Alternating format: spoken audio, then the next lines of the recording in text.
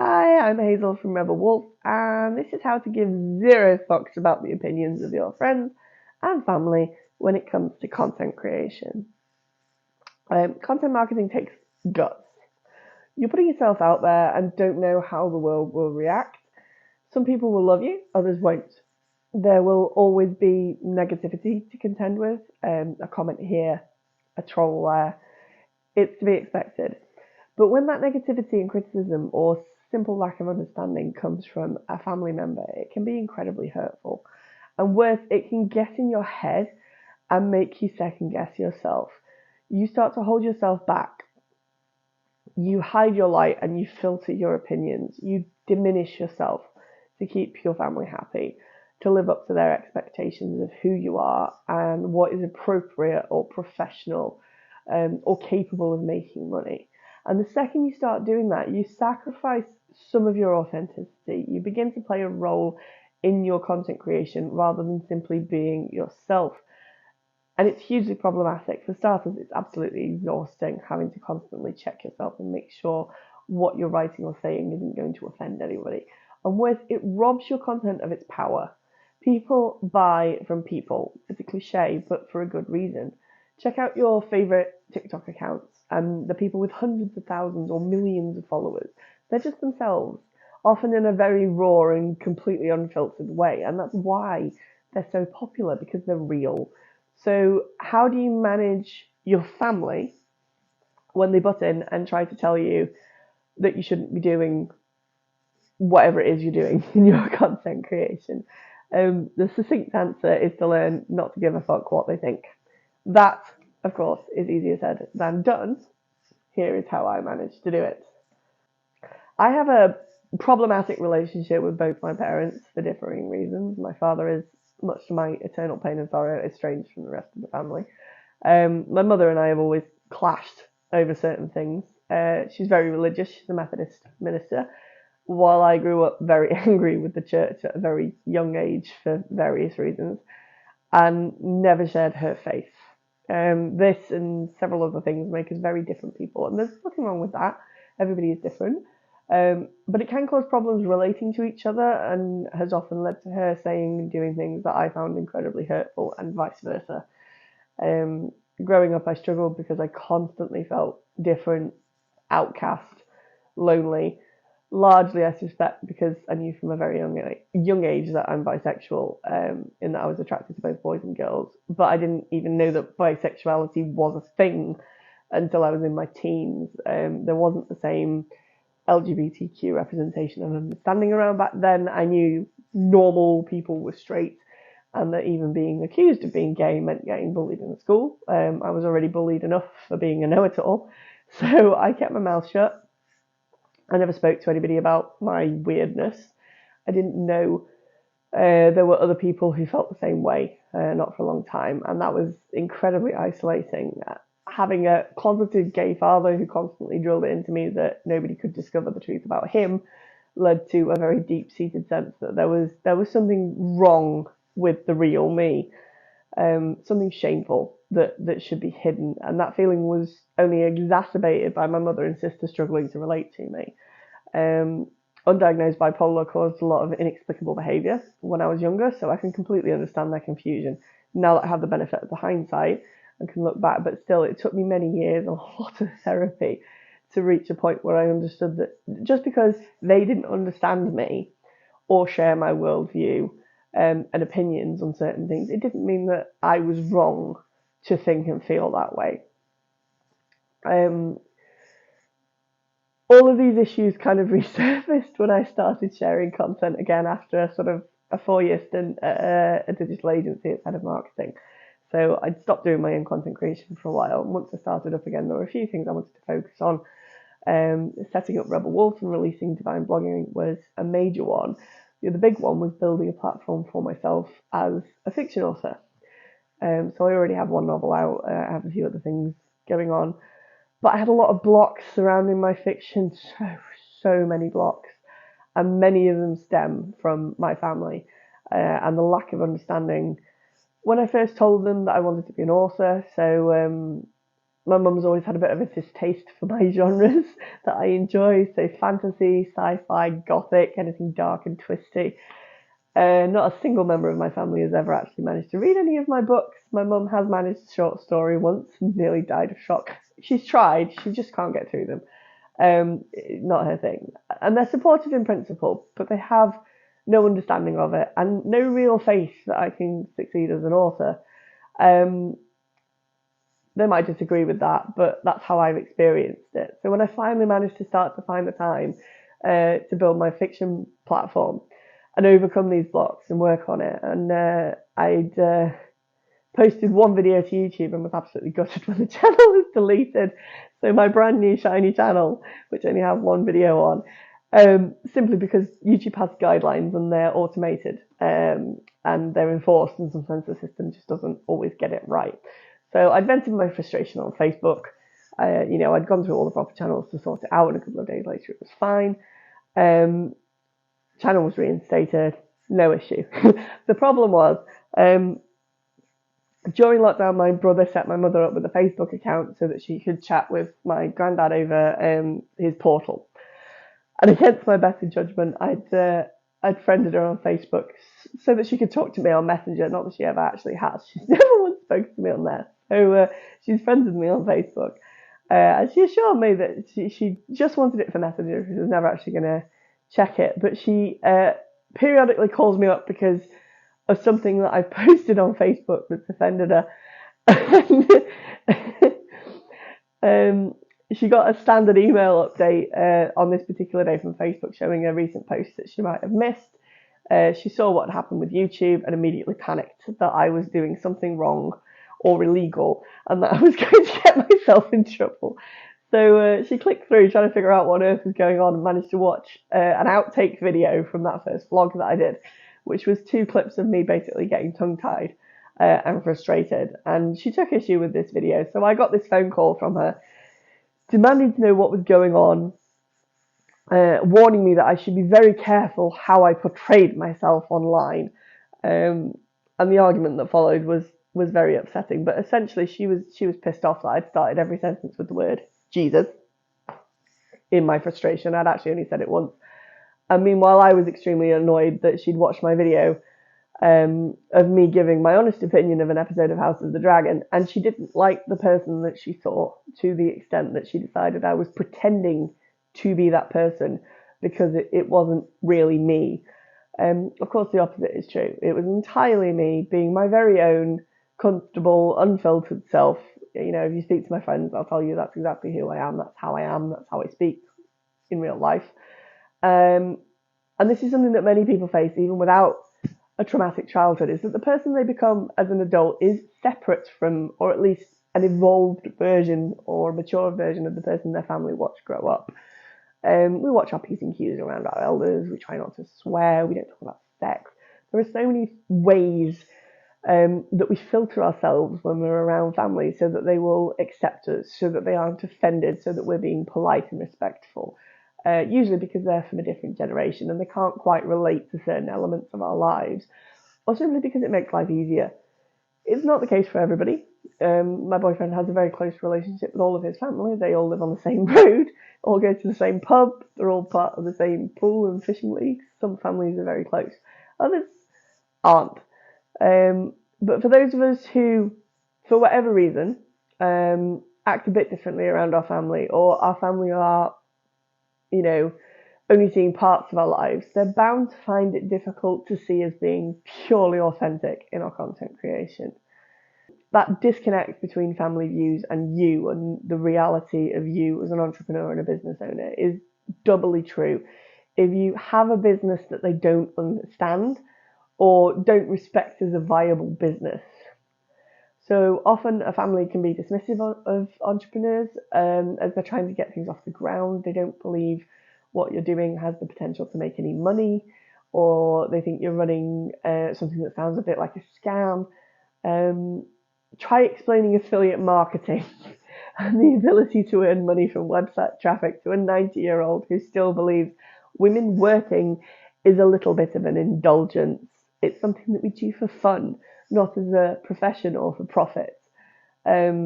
there's a lack of understanding from your family, that does not mean they don't love you. It doesn't mean they don't support you or wish you to succeed. It's literally just a difference of perspective. And they may struggle to reconcile the version of you that they know with the totality of your potential. You're also transitioning. So as you learn how to create content and market a business using content, you become something more than you've been before. There's something highly personal about the creation of authentic content that showcases a business that you've poured your heart, soul, hopes, dreams into. It's incredibly powerful. You take an idea, a desire for something more, and you forge it into a reality using nothing but yourself, your passions, your knowledge, your drive, ambition, your vision, your faith. This is something your family have never seen before, or at least never seen forged into a coherent force before. My family knew I could write, but never imagined I'd be able to turn that seemingly simple talent into a six-figure business. They certainly never grasped, and still don't, that I could do that by making videos of myself. How can you expect them to have opinions about your content that align with your own when they have no comprehension of the underlying purpose behind them? Content marketing is a tough concept to truly grasp. Once you get it, it seems so simple. If you've seen it in action firsthand and watched businesses grow from nothing to six-figure months, 7 or 8 figure years, using nothing but content, then it's an obvious thing. But for most friends and family, it's a bit weird, maybe even a little embarrassing. You're plastering yourself all over the internet, saying things, doing things, often titting about for the sake of a TikTok or a reel. You're getting personal brand shoots done, flooding Instagram with photos of yourself, and they don't get it because to them, you're something very different than what you are or will become to your audience. So the trick is to avoid this and give them a definition of what you do that makes sense to them. That might not mean explaining in intricate detail what content marketing is or walking them through every step of your business model. It can be as simple as figuring out what brands they like and why. They don't even need to be brands they follow online. What's their favourite clothes brand or favourite food, favourite supermarket, and why?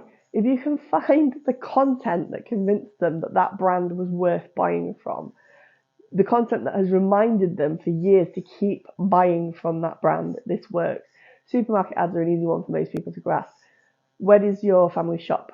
If you're in England, the odds are phrases, every little helps, that's Asda price, and big on quality, little on price. These are all familiar, and familiarity is the key. Your family have favourite brands that are familiar and comfortable to them. They became familiar and comfortable because they were persistently shown content from those brands. TV ads, radio ads, print media, maybe even digital marketing. You are making yourself a familiar and comfortable presence in the lives of your ideal clients by creating your content. So they need a supermarket and you're telling them your catchphrase. If your family still don't get it, ask them if they need what you offer as a business, if they'd ever be interested in buying it. And when they say no, and they will, because if they understood the purpose of your business and needed what you did, then you wouldn't be having this conversation. When they say no, point out that you're not talking to them then. They're not your ideal client. They aren't supposed to find your catchphrase, and by that I mean content, appealing. It's not for them. That's why they don't understand it, and that's perfectly fine. Here's the thing. Nobody's forcing your family to read your blog, watch your videos, or listen to your podcast. This is something you are doing for yourself. It's not about them. And I say that with love. It's not for them, at least not in the sense that you're creating your content for them. You may well be running your business to support them, but that doesn't give them the right to comment. Not if commenting will derail your business efforts, undermine your confidence, or cause you to feel self-conscious about what you're doing. So if you encounter troubles from your family concerning your content, just politely point out to them that they have a choice. They don't have to look at it. You may want to preempt this if you expect that there will be problems from them by blocking them from your business social platforms. You don't even need to tell them that you've done it. You simply ensure that they never see your content to begin with. If you're sharing your business content on a personal profile, this isn't always possible. But if you confine your content marketing to business profiles, you can easily block family members and friends that you don't want to see it. After that conversation with my mother about my House of the Dragon reviews, I defriended her on Facebook. I told her I was doing it. I explained why I was doing it. Seeing my posts did nothing but upset her, and since she couldn't regulate herself and choose to ignore them, I took control and I prevented her from seeing them. And she understands that, and she's fine with it. It's your content. If you don't want people to see it, they don't have to. And if they choose to look at it, despite you asking them not to, then it's their own responsibility if it offends them. They do not have the right to put that responsibility on you. So if they have issues with your content and refuse to choose to avoid it, you may choose to ignore their criticisms. That doesn't mean ignoring them or being rude or arguing. You can simply remove yourself from the discussion. So when they bring it up, delicately change the subject. If they resist that change, just remind them that arguing about it serves no purpose. If they persist, just leave the conversation, whether that means physically or digitally, whatever's needed. Your content is your space, and you can choose who has a voice in it. Now, I've been talking about the times family and friends cause issues as a result of your content. And they upset you, cause arguments, make unreasonable comments, maybe even demand you change what you're doing or stop what you're doing. None of this is acceptable behavior, and you're allowed to enforce boundaries around it. That being said, before you get to the point, give your family the benefit of the doubt. Sometimes they will offend you simply by asking questions, and they're not being adversarial, and they don't have an issue. They simply want to understand what you're working on. They're interested. They don't mean to come across as belittling or condescending or patronizing, generally irritating. They're simply showing an interest, and that's an unfortunate side effect. So when someone struggles to understand something, they ask dumb questions. The answers to those questions are painfully obvious to you, which makes the question seem pointed, barbed, irritating, as if they're questioning your competence or your abilities. I still have this issue with my fella. I used to work for him. He hired me for my marketing expertise. I know how much he values my skills. I can literally put a price on how much he used to pay me for them. Yet since I returned to working for myself, I really struggle with his questions because he sounds so damn patronizing when he asks them. He's actually just interested, but that's not how it sounds from my end of the conversation. So the other day I told him I'd hired Tim, who's the illustrator who worked on my book, to do some more illustrations for the Rebel Wolf website. I'd already discussed the project with Tim, as well as the ongoing illustration work that I wanted to do to continue to build digital assets for the brand. I was really excited about it, and I love Tim's style, and I really couldn't wait to see all of Rebel Wolf's branding, come together exactly as I'd envisioned it. And he just was like, why are you having Tim do it? Why not just use stock photos? And I had to bite my tongue because in my head I heard, that's a waste of money. What's the point? Stock would be just as good. Practice is teaching me to take a beat before I answer him when he asks questions about my business.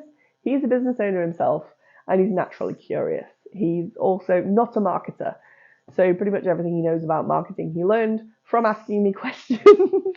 So he continues to ask questions, not to question my decisions or judgment, but to learn. What is the benefit of spending more money on original illustrations over stock photos? Why was I choosing to outsource my illustrations to somebody else when I can draw? Sometimes family are a pain in the ass. Sometimes, though, they're just generally interested. Make sure you know which is happening before you respond.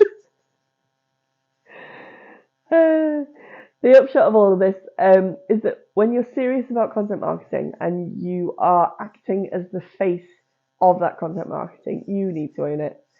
If it's your name on the blog post, your face in the videos, your voice on the podcast, the space you're creating and holding for your ideal clients is around you. It's yours. It's powerful, and you own it. So take it. Step into that power. Hold that space. Decide on your boundaries for that space and enforce them. You don't need to be a bitch about it. You can do it gently, kindly, without others even being aware of what you've done. But it's vital that you own your space. Nature abhors a vacuum. It's not something that you can sustain. So if you're not the alpha in control of your content and the space created around it, someone else will step into the void. So stand in your power because you earned it.